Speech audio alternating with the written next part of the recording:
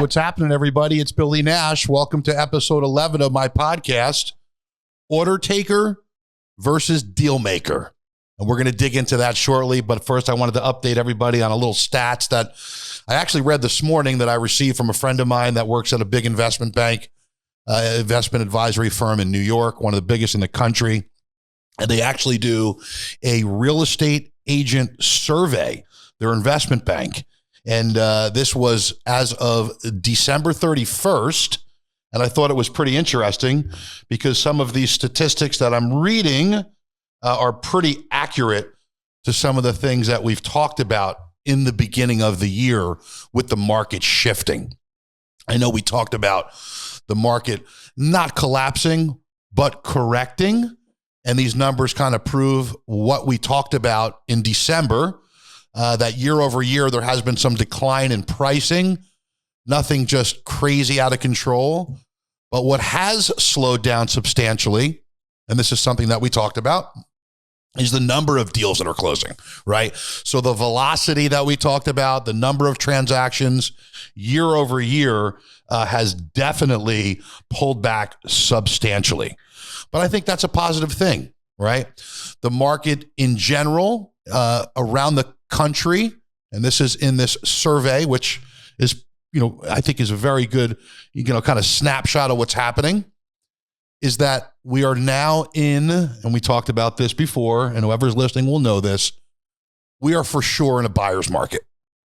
So you're getting back the ability to negotiate a better deal than you were a year ago. Because during the frenzy of the third, fourth quarter of 2021, throughout pretty much the first 2 quarters of 2022, you didn't have a lot of room for negotiation. And this survey kind of, jumps out off the pages and really says that, the demand is there, right? But the number of transactions have decreased tremendously. Inventory has picked up. And what that tells me is that the sellers that are being represented by their agents are putting unrealistic expectations in the marketplace, and buyers are realizing that there is an opportunity now to negotiate. So there is that conundrum. They're still stuck. Deals are happening, but that disconnect is obvious, that there still is buyer and seller, the widening of the gap between what they want to sell it for and what our buyers want to pay is still wide. And until that kind of tightens up, then I think you'll see transactions start to pick up again. Maybe not at the momentum that we saw, during the frenzy, which I call it the frenzy. But again, to reiterate, this is healthy for the luxury real estate market. It is healthy. And if you are representing a seller, it is so critical, and I've said this on previous podcasts, to be smart about pricing. If you have an unrealistic seller, then you're wasting time. If you have an unrealistic buyer that wants to buy something at a 50% discount, he's an unrealistic, or she is an unrealistic buyer. So I think that'll tighten up. I think things get back to reality. There's a ton of new listings, expired listings that are hitting the market every day. We see them because people are still kind of stuck in that, I'm going to price it at, 2022, 2021 prices. So that is definitely changing. So one of the things that I looked at when I was reading this report this morning, and it was very, very interesting, and it kept on pounding the table, that there really hasn't been a big sell-off in price, and that the buyers are ready to go, but they want to negotiate. So very interesting stuff. And this is from the national standpoint. So 50 agents, take the survey, and there was lots of good information. So I'm going to put this on my Nash Luxury website, and anybody can go and find it. So nashluxury.com, and I will post these statistics. So let's dig into what we're going to talk about for episode 11. Episode 11, I thought about this as the markets are shifting and it's becoming more of a buyer's market and more of a stable market, right? there is going to be an exodus out of the real estate industry if you are practicing real estate and you don't work hard and you are an order taker.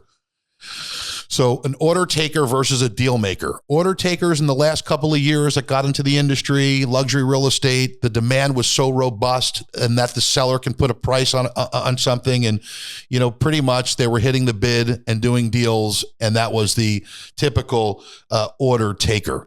And it happens a lot in bull markets, right? You're the broker of the day. You get a phone call, somebody's hot and heavy. There was an amazing opportunity because they're a cash buyer. Interest rates are low, and there's really no negotiating needed. They want that house. They don't care what the price is. I just want it. And that happened in the last 2 years, right? So there was very little, negotiations to have. I mean, listen, I'm a negotiator, so I don't give a shit what the market's doing. I'm going to get the best price for my client on the buy side or the sell side. That's my job. But there's definitely agents that around the country that over the last 24 months were order takers. So are you an order taker or a deal maker, right? Think about that. An order taker doesn't have to have that much of a skill set, right? Pull up a couple of properties, you show somebody a house, they buy it, you're an order taker. Not a lot of added value. A transaction, right? A transaction versus a relationship. And I'm big on relationships. But are you a deal maker? A deal maker goes the extra, does the extra work to make something happen. And I think, in my opinion, the deal maker has longevity in the industry because they understand, and this is very important, they understand that you have to create added value. And I think in the next 12 to 18 months, if you're building a luxury real estate business and you have staying power and you're not an order taker, because the order taking is pretty much over. There'll be a few of those here and there, but that wave of order taking is over. If you have the skill set and the staying power to understand that you need to add value in this business, you will have longevity and you will thrive in this market. Because just like we talked about, and this is a stat, 38%, and this is in our market here in Florida, 38% of the agents in Miami went inactive in the month of December. Now that screams order takers, right? Phone stopped ringing, right? Got a little tough, right? Wasn't a blowout game anymore, right? Wasn't 42-0. All of a sudden, the buyers make a comeback and we got a tie score, right? So that's what's happening. So it is so critical now to put on your deal maker hat, which I always had and I always will have. And if you are an order taker, become a deal maker because you're going to need to, right? Phone's not lighting up like it used to, and it gives you more opportunity. So an order taker versus a deal maker.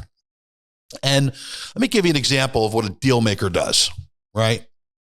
First of all, I never like to use the word, there's an issue, there's a problem, right? A deal maker doesn't use the word problem and issue. A deal maker says there's something that we need to discuss, that there's a solution to, right? I find solutions for my clients, right? I don't pick apart every little thing and say, oh my God, this is such a big major Listen, if it's a major thing, and we can't find a solution, then we walk away. But from the onset, right? From the onset, I run a solution-based business, period. So we can always get something fixed. We can always get through things that are fixable, right? And, if you can't find solutions right from the onset, when you start the process of a deal, right, you're jeopardizing the deal, and you put out negative energy into the process, right? I'm about positive energy, right? No is halfway to yes. full transparency with your clients, but be a solution creator, right? Always find a solution. And I see it's too many times when I'm working with a deal and on the other side of the deal, I hear the word, oh, here are the issues and these are all the problems. No, they're not the issues and problems. These are things that we have to address that we have a solution for. It makes a deal go a lot smoother, right? Solutions, right? Provide solutions to a particular topic that needs to be addressed. Say it that way, right? It works. And it's putting your client first always, always. So here's an example. I have a deal that's going to be closing soon, and I've done this many times, right? You get these inspection reports, and we use great inspectors, and home buyers and sellers use great inspectors. But what is an inspector's job? He's got to find something, right? That's what they do. I get it, right? It's a business that's necessary to a transaction to uncover things, right, that may need a solution, right? So when you look at that report, of course, no matter what side of the deal you're on, it can cause friction. It can cause issues, right? The word issues, right? People, oh my God, there's issues. No, this is just a little part of the transaction that we have a solution for, right? We have a solution for it. So I've seen, agents that just get bananas over these reports. And, at the end of the day, that's not a deal maker. That's a deal breaker, right? A deal breaker. I don't like deal breakers. I'm a deal maker. So find solutions. And here's my example. We have a beautiful property that's for sale. It's under contract, multi-million-dollar deal. Awesome. I'm representing the seller. So the buyer's a great guy. Had some nice communication with him and his agent. Agent's a great agent. So this report comes back because it was a very large property. And, it's got all this little shit on it. All this little shit. A plug here and there and blah, blah, blah. But when you're talking about a big property, it could be 30, 40, 50 pages of little shit. So if you're not a deal maker and you're a deal breaker, what do? You get everybody hot and heavy over this report, and everybody gets in a fluster, and then you get what I call is the standoff, right? You get into these standoffs on these deals. This needs to be done. This needs to be.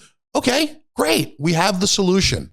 We have a licensed contractor, right, that I have a great relationship with that will come out and spend the day and get everything to where it needs to be before closing, right?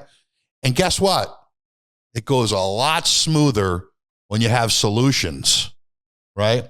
They're not big problems. They're not big issues, right? They're things that need to be addressed. And when you're building your luxury business, or you're in a business, or you have a luxury business now, and you're trying to figure out how to make things go a little bit smoother, we are solution providers. Not only deal makers, we provide solutions. And if you have that mentality, you take a lot of angst out of a deal, right? So the last 2 years, the order takers, the phone rings, they go out and they sell a property, right? They might have a $1,600 car payment right now and a mortgage they took down in the last 24 months. Got to be smart. Got to save for a rainy day, because now the skill set is so important to be that deal maker, to have longevity in this business. And it is so crucial when you're building your business, or if you're running your business, right? So we've seen this, I've seen this time and time again. Sometimes this business can look easy, right? You just look at it, on social media, you see posts, these are, closed, under contract. You know how hard it is to get some of these big properties under contract, right? It's not easy. This is a tough ass business, right? And sometimes we make it look easy. And sometimes you don't want to, the minutia of the deal. It's hard for the client to see behind the scenes of everything that you're doing. I got a deal closing, another deal that's closing.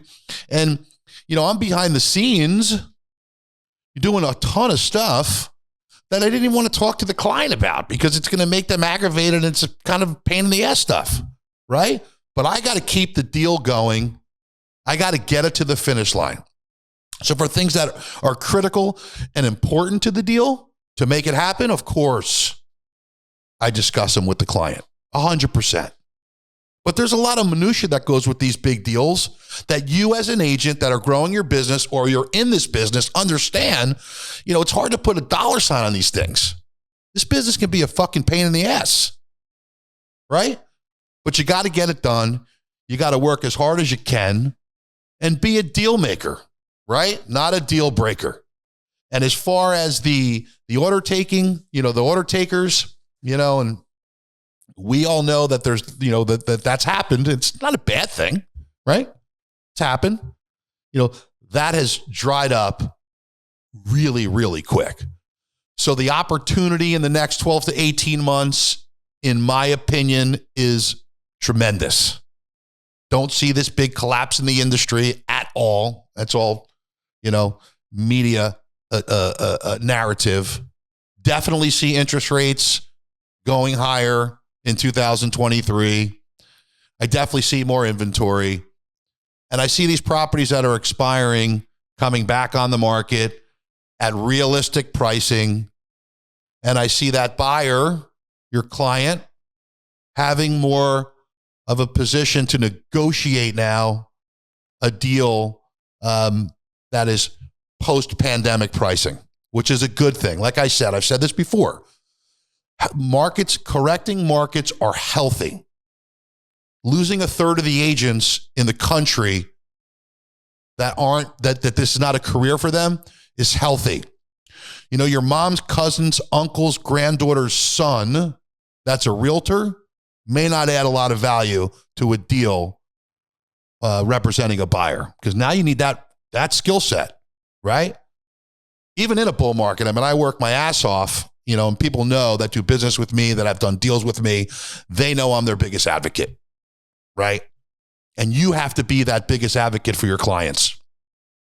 Don't be an order taker, right? Be a deal maker. So with that, I get a little winded about those things, but sometimes, the reality is, if you take some of these tools, some of these things we talk about, I think it'll make you a better broker. It'll help you grow your business.